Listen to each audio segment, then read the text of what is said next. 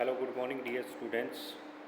Today we will discuss about erythrocyte done by Landau method की जो micro लैंडू method है उसके द्वारा हम एरिथ्रोसाइट सेडिमेंटेशन प्रोसेस को कैसे कंप्लीट करेंगे।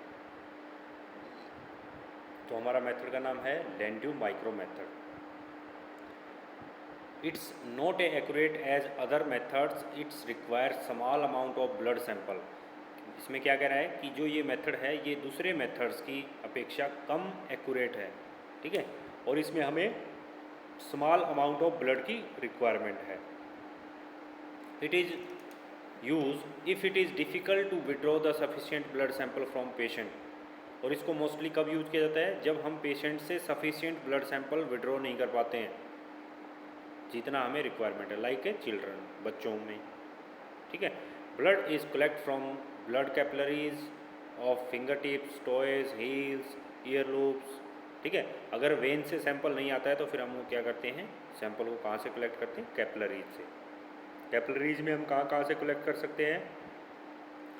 फिंगर टिप से कर सकते हैं, टोए से कर सकते हैं, हील से कर सकते हैं, और ईयर लूप से भी हम इसको कलेक्ट कर सकते हैं। उसके बाद इसका प्रिंसिपल, ये काम कैसे करता है?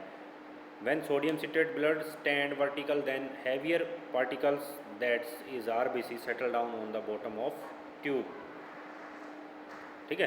तो इसमें क्या होगा कि जो सोडियम सिट्रेट जब हम ब्लड सैंपल के साथ मिक्स करेंगे तो उसमें क्या हो जाएगा कि उसको मिक्स करने के बाद जैसे ही हम वर्टिकल पोजीशन में रखेंगे तो आरबीसी जो है अपने हैवी पार्टिकल्स की वजह से सेटल डाउन हो जाएगा बॉटम में, ठीक है, और जिससे हम एरिथ्रोसाइट सेडिमेंटेशन रेट को मेज़र करेंगे।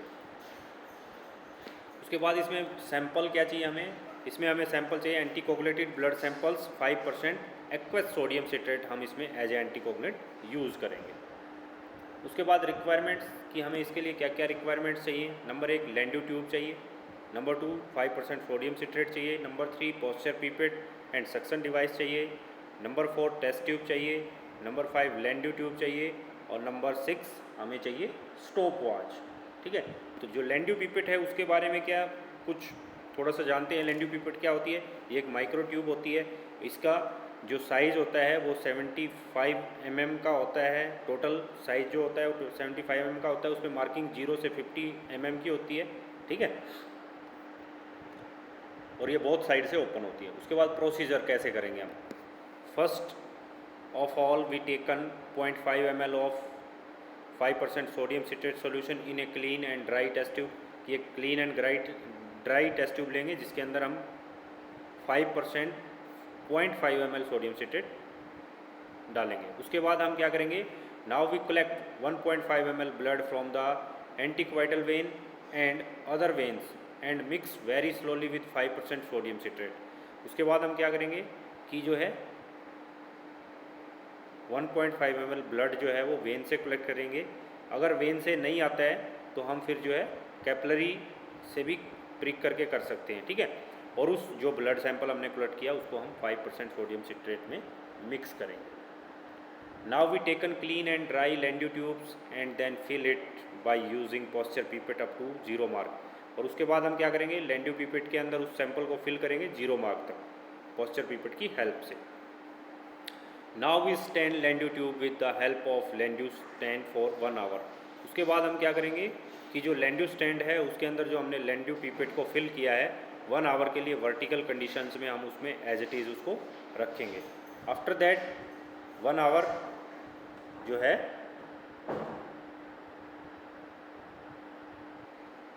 आफ्टर 1 आवर हम क्या करेंगे? After that when time is over we absorb the sedimentation of RBC from 0 mark to Landau tube and write down as a result। उसके बाद हम देखेंगे कि लैंडू ट्यूब में कितना ESR फॉल हुआ है और उसको नोट करेंगे हम एज ए रिजल्ट। उसके बाद प्रिकॉशंस भी क्या क्या प्रिकॉशंस हम इसमें ले सकते हैं। Number 1 use hand gloves and mask during the procedure to avoid biohazards, ठीक है, कि जब हम काम कर रहे हैं तो हमें मास्क और ग्लव्स को यूज़ करना है ताकि बायोहैजर्ड्स ना उसके। प्रिपेयर एंटीकोगुलेंट सोल्यूशन केयरफुली, जो एंटीकोगुलेंट सोल्यूशन प्रिपेयर करेंगे वो अच्छे से तैयार करना है carefully. High concentration anticoagulant will change ESR। अगर एंटीकोगुलेंट की कंसनट्रेशन ज़्यादा है तो वो ESR के रिजल्ट्स को चेंज कर सकती है। Do not use haemolyse blood, haemolyse blood use नहीं करना है जिसमें RBC ऑलरेडी ब्रेक डाउन हो रखे हों।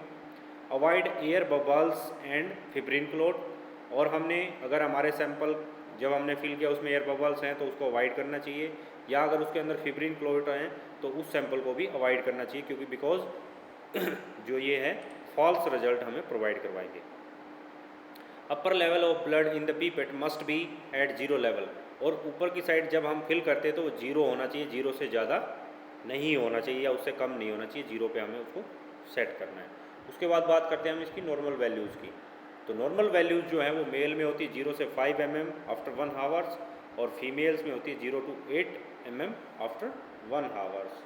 ठीक है। So guys thank you, hope so आपको ये लेक्चर जो है अच्छे से समझ में आएगा। आप उसको रीड आउट किए कर लीजिए, और इसके बाद अगर कोई किसी की क्वेरीज़ है तो वो आप कमेंट बॉक्स में डाल सकते हैं, और चैनल को सब्सक्राइब करें, लाइक करें, बेल आइकन को प्रेस करें ताकि आपको न्यू लेक्चर्स के वीडियो जो भी अपडेट हों वो आपको मिलते रहें। थैंक्स।